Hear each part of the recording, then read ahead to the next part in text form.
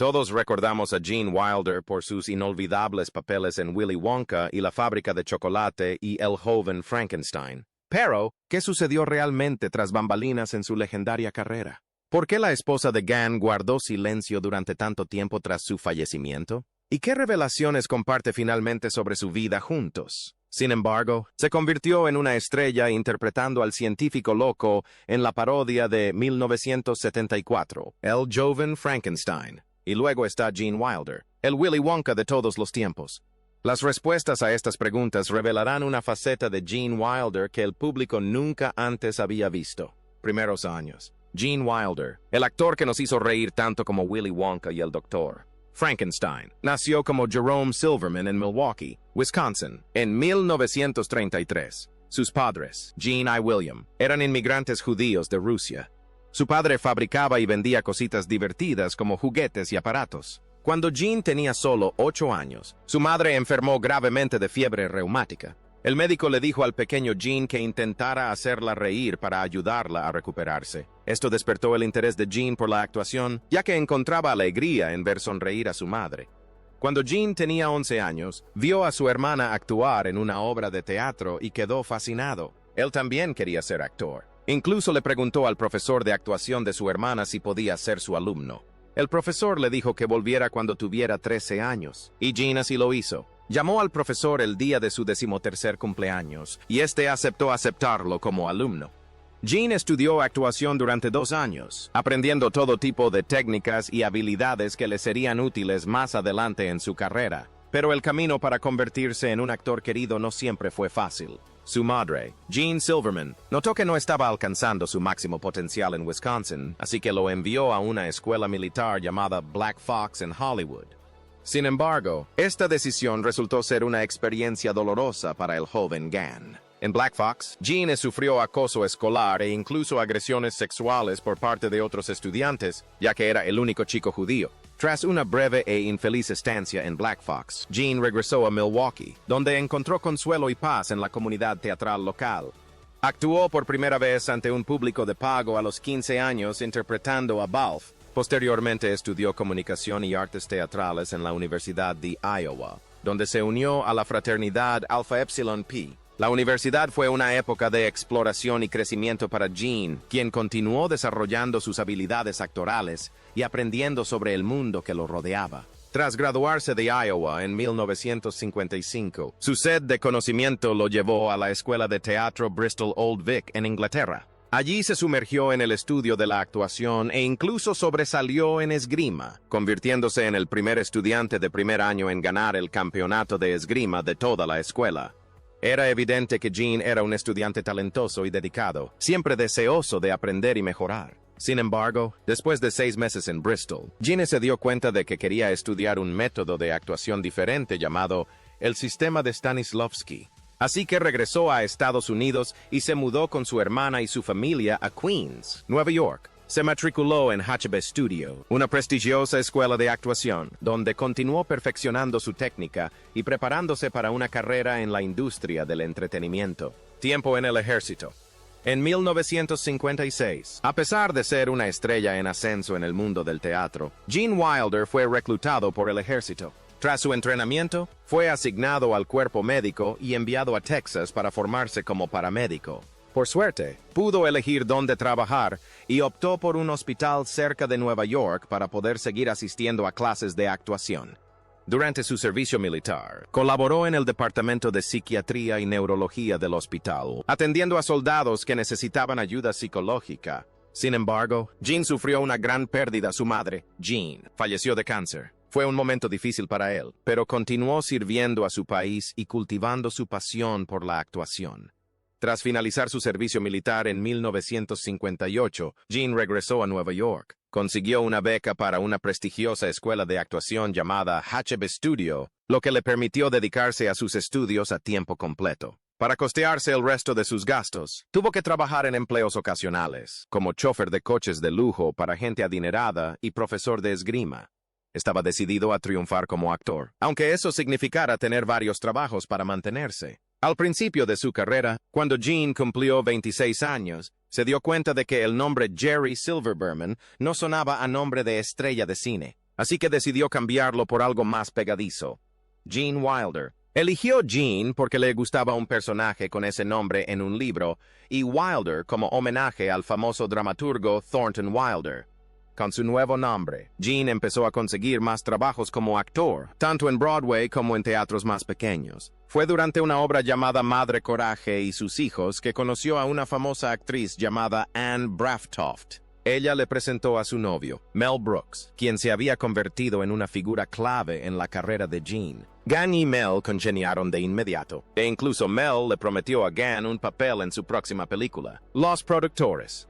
Pero antes de eso, Gene consiguió un pequeño papel en la película Bonnie y Clyde en 1967. Era su primera vez actuando en una película, pero fue solo el comienzo de sus aventuras en la gran pantalla. Un año después, Gene tuvo su gran oportunidad en Los Productores, interpretando a un nervioso contable llamado Leo Bloom. La película no fue un gran éxito en su estreno, pero la actuación de Gene fue tan buena que fue nominado a un premio Oscar.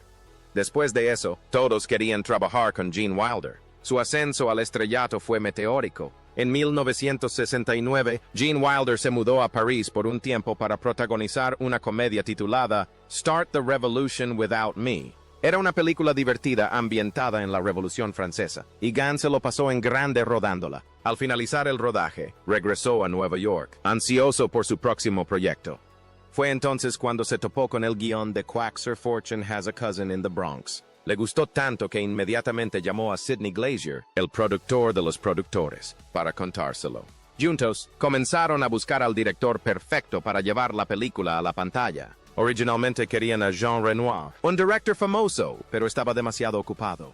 Así que terminaron contratando a Waras Hussein, un talentoso director británico. La película se filmó en Dublín, Irlanda, con Margot Kidder como coprotagonista de Gene. Fue una experiencia divertida, y la actuación de Gene fue tan encantadora y graciosa como siempre. Pero el gran éxito de Gene aún estaba por llegar. En 1971, audicionó para el papel de Willy Wonka en la adaptación cinematográfica del querido libro de Roald Dahl, Charlie y la fábrica de chocolate. El director, Mel Stewart, quedó tan impresionado con la audición de Gene que le ofreció el papel en el acto. Para Gene fue un sueño hecho realidad, y supo que era una oportunidad especial. Sin embargo, la película no tuvo mucho éxito en su estreno. A algunos les pareció un poco extraña y no entendieron su peculiar humor. Aunque no fue un éxito de taquilla rotundo, críticos como Roger Ebert la adoraron y la compararon con El Mago de Oz. Con el tiempo, la película ganó gran popularidad y se convirtió en un clásico entrañable, cautivando a personas de todas las edades con la inolvidable interpretación de Willy Wonka por parte de Gene Wilder. Las siguientes películas de Gene no tuvieron tanto éxito como Willy Wonka, pero él no se rindió. Siguió buscando el proyecto adecuado, con la esperanza de encontrar otro éxito. Esa oportunidad llegó cuando Woody Allen le ofreció un papel en su comedia, todo lo que siempre quiso saber sobre el sexo, pero tenía miedo de preguntar. Gene aceptó, y la película resultó ser un gran éxito, recaudando muchísimo dinero y catapultando a Gene back a la fama como un genio de la comedia. Tras el éxito de todo lo que siempre quiso saber sobre el sexo, Gene Wilder tuvo una idea brillante para una nueva película. La tituló El joven Frankenstein, y sería una versión cómica del clásico cuento del monstruo. Se la contó a su amigo Mel Brooks, pero este no pareció muy entusiasmado al principio. Unos meses después, el agente de Gene lo llamó y le preguntó si tenía alguna idea para una película protagonizada por dos de sus nuevos clientes, Peter Boal y Marty Feldman. Gene acababa de ver a Marty Feldman en la televisión y pensó que sería perfecto para una escena en una estación de tren en Transylvania, donde un personaje llamado Igor conoce al doctor Frankenstein para otro papel como el zorro en una película basada en el libro El Principito. Pero antes de que pudiera comenzar a filmar, Mel Brooks lo llamó de nuevo y le ofreció el papel del niño Wakeo en Sillas de Montar Calientes.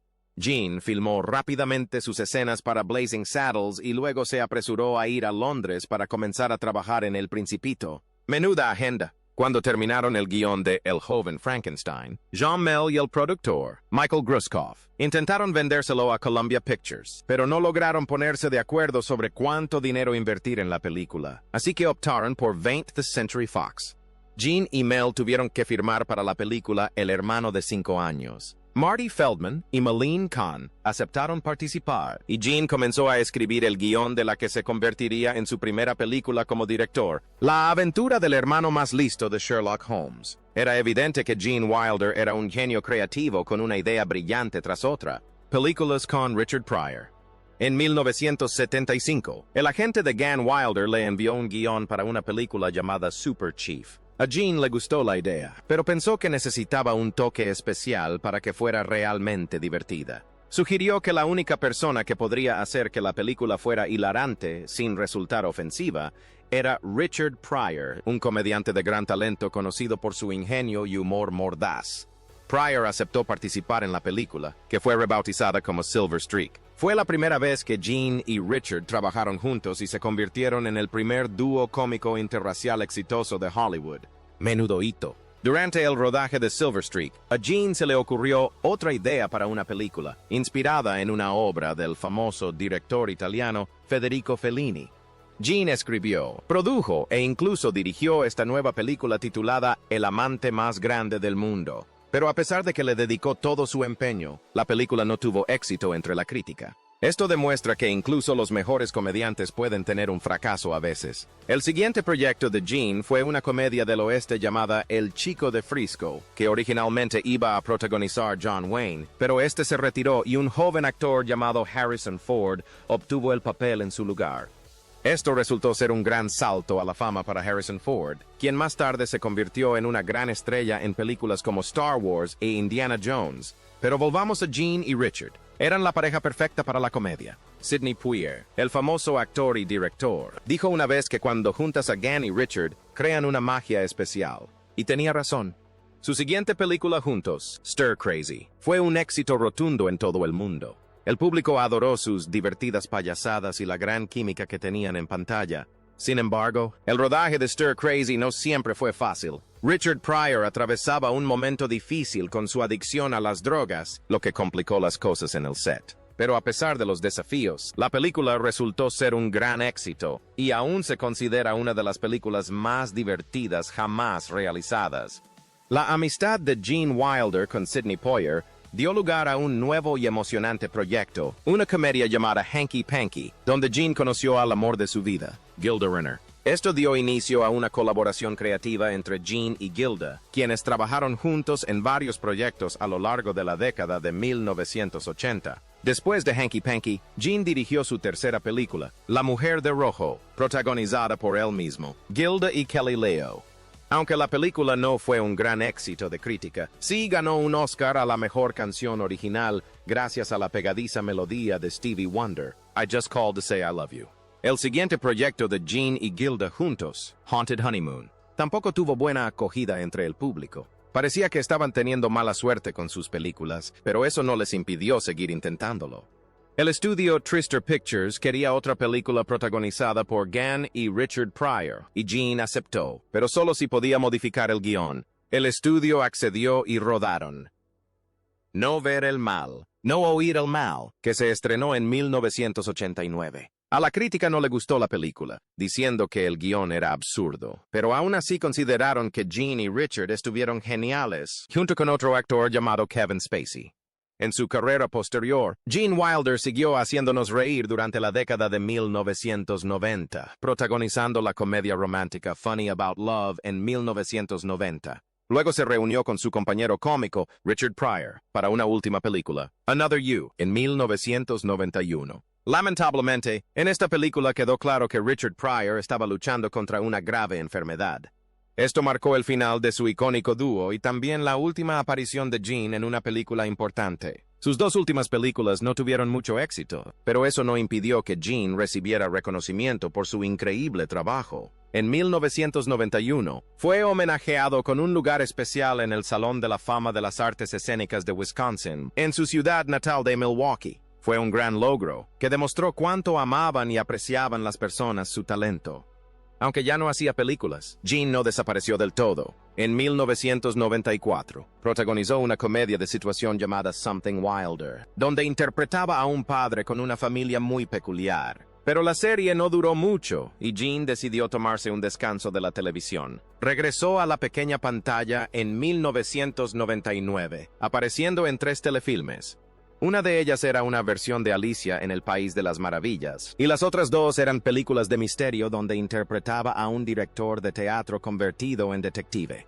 Eso es como ganar una medalla de oro por ser gracioso en televisión. Después de eso, Jean decidió centrarse en otras cosas que le apasionaban, como escribir libros y pintar. Escribió unas memorias y varias novelas, y también creó hermosas pinturas que compartió con el mundo. Aunque ya no actuaba, seguía expresando su creatividad de formas nuevas y emocionantes. La verdad sobre los matrimonios, el corazón de Gene Wilder, al igual que su talento para la comedia, era grande y rebosaba de amor. Se casó 4 veces, y cada matrimonio le trajo sus propias alegrías y desafíos. Su primer amor fue Mary Mercier, una compañera de estudios de actuación a quien conoció en Nueva York. Se casaron en 1960, pero sus apretadas agendas y las largas separaciones acabaron provocando su divorcio en 1965. Apenas unos meses después, Jean empezó a salir con Mary Joan Schutz, amiga de su hermana. Mary Joan tenía una hija de un matrimonio anterior y, cuando la pequeña empezó a llamar a Jean papá, él supo que quería formar parte de sus vidas.